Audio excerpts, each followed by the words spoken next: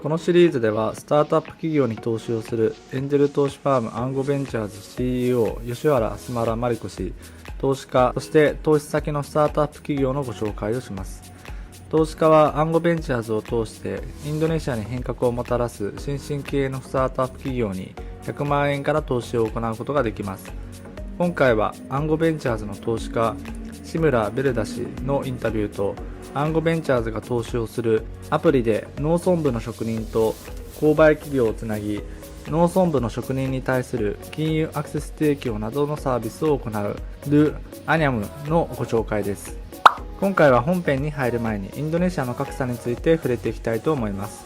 約7500の島からなるインドネシアの人口2億7700万人の約 40% は地方に住み、電気や舗装された道路などの基本的なインフラにアクセスできない地域も数多く、地域による格差が大きい。世界銀行によると、インドネシアの経済成長の恩恵を受けているのは人口の約 20% で、言い換えれば残りの 80% の人たちは経済成長の恩恵を受けていない。2020年9月の貧困総数は2755万人。貧困世帯の 46.30% が主な収入源として農業に依存している。また、初等教育における入学率は 93% であるが、中等教育になると 78.7% となる。初等教育で終わる場合には、給料の高い仕事に就くことが難しく、貧困のサイクルから抜け出すことは難しい。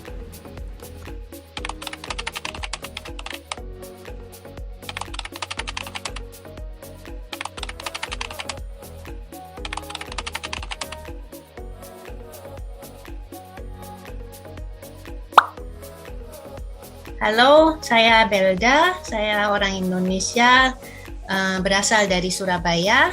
Saya datang ke Jepang sekitar 22 tahun yang lalu karena menikah dengan orang Jepang.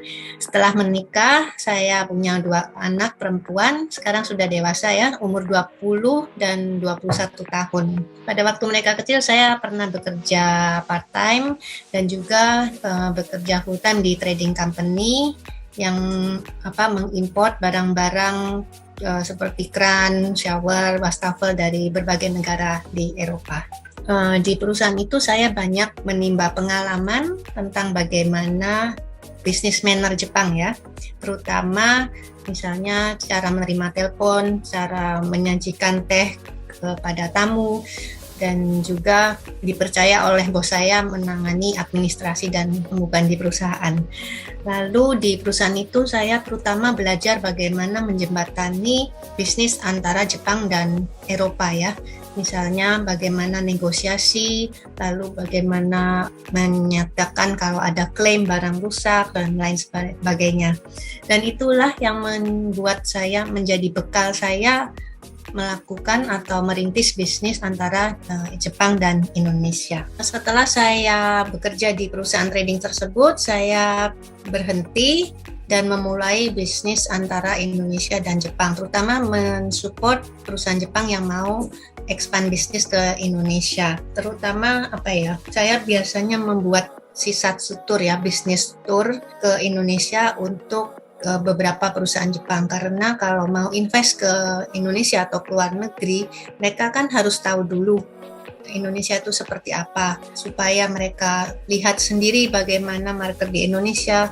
Terus perbedaannya ya, kalau Jepang kan hanya Jepang saja, tapi kalau kita ke Jakarta lalu habis itu ke Bali kan ada perbedaan ya. Jadi biar mereka lihat bahwa Indonesia itu marketnya luas dan beragam gitu. Alasan saya invest ke Indonesia karena saya melihat perbedaan yang drastis ya antara Jepang dan Indonesia. Kalau di Jepang saya hidup itu aman dan tentram. Jadi hampir tidak ada dinamiknya ya. Karena sudah stabil. Dan kalau diumpamakan manusia, Jepang itu kan sudah menua ya, aging population.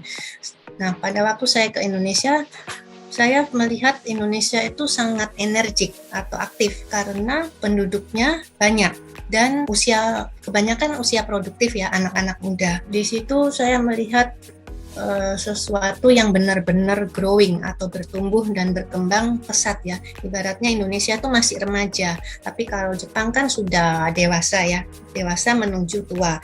Kalau Indonesia dari remaja akan menuju dewasa, jadi masih banyak kesempatan yang besar gitu dan luas dan berbagai macam.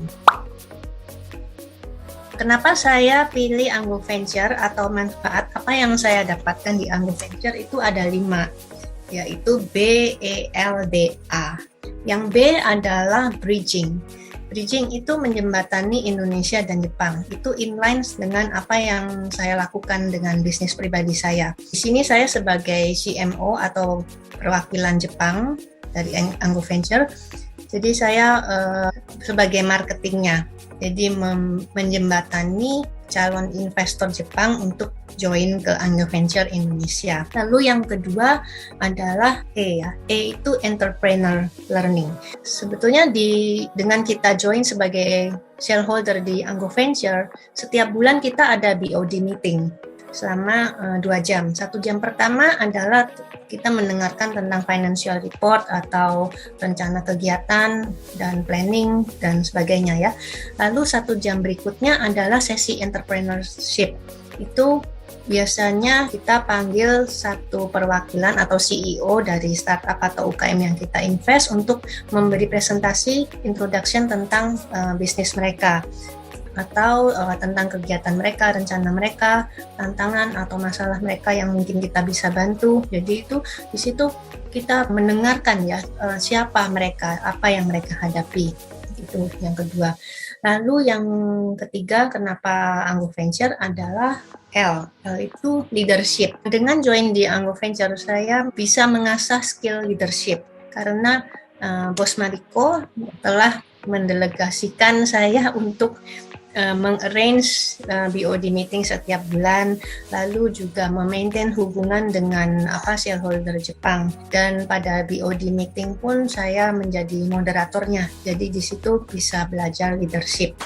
Lalu yang keempat, why Anggo Venture adalah D. D itu diversity atau keberagaman. Keberagaman maksudnya di sini adalah sekarang kita punya 25 shareholder, di mana 7 orang adalah orang Jepang ya. Di 25 orang shareholder itu mempunyai background masing-masing. Ada yang di medical, beauty and health, tourism, entertainment, lalu IT tentunya, waste management. Jadi dengan berbagai macam orang yang mempunyai background masing-masing, kita jadi bisa kolaborasi macam-macam ya, dan juga network kita jadi besar ya. Jadi kita kaya akan network karena kita terkait dengan mereka dan terkait dengan network mereka begitu. Itu yang saya rasakan diversity network ya. Lalu yang kelima adalah A. Itu adalah abundance. Abundance itu artinya berkelimpahan ya dalam bahasa Indonesia. Kenapa abundance? Karena dengan berinvestasi kita tidak hanya menaruh uang lalu menunggunya berkembang biak ya, tapi kita juga bisa take part atau berpartisipasi dalam bisnis para startup itu, misalnya sebagai mentor atau ikut mempromosikan barangnya, produknya, sekaligus kita bisa belajar. Jadi bisa macam-macam ya, kita feeling abundance gitu. Jadi itu yang ada di merit yang saya dapatkan dari Anggo Venture, BELDA. Jadi Belda. So I found Belda in Anggo Venture. Begitu. Nah, untuk yang tertarik invest di Indonesia atau bergabung dengan kami di Anggo Venture, tidak usah berpikir kalau mau jadi investor harus punya uang yang banyak dulu baru invest. Tapi dengan 1 juta yen kita bisa join, mengharapkan uang kita berkembang biak, sekaligus kita dapat level up ya, lebih pintar karena ada berbagai macam info yang masuk dan network kita pasti akan semakin luas karena shareholder kita juga banyak begitu.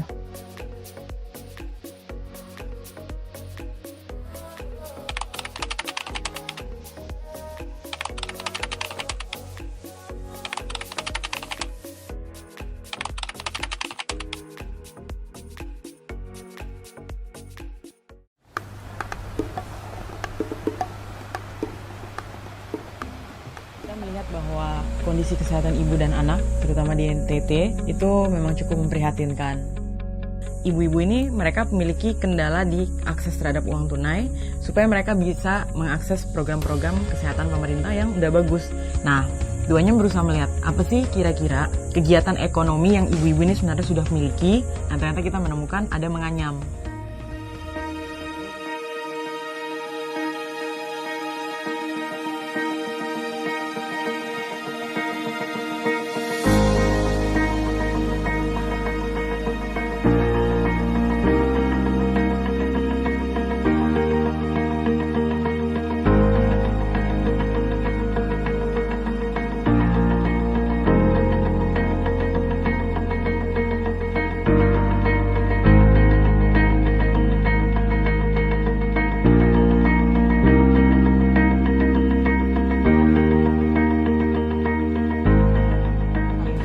Dari mendirikan Duanyam adalah ibu-ibu kami.